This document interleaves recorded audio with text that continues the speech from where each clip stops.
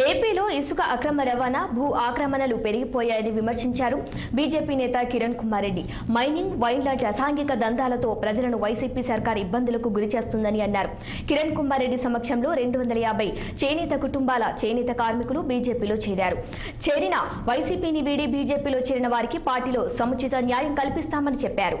మే 13న జరిగే ఎన్నికల్లో రాజంపేట పార్లమెంటు పరిధిలోని ఉమ్మడి అభ్యర్థులను గెలిపించాలని కిరణ్ కుమార్ రెడ్డి కోరారు.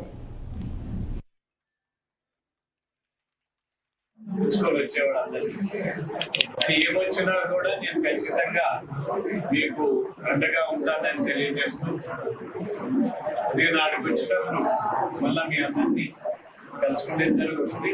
మదనపల్లిలో ప్రోగ్రాంలో నిర్వహణలో కూడా పెట్టడం చేద్దాం. పెట్టి అందరూ కూడా సింబల్ బాగా పోయేట్టుగా చూడాలి.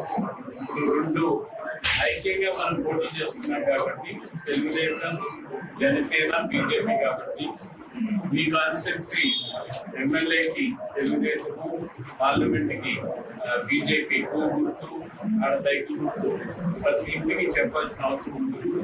కొందరు సైకిల్ లాయర్లు ఉంటారు, కొందరు వేరే పార్టీకి లాయర్లు ఉంటారు. కానీ గుర్తు చెప్పిన తర్వాత ఖచ్చితంగా మనము నా పేరుతో పాటు గుర్తు చెప్పాలి.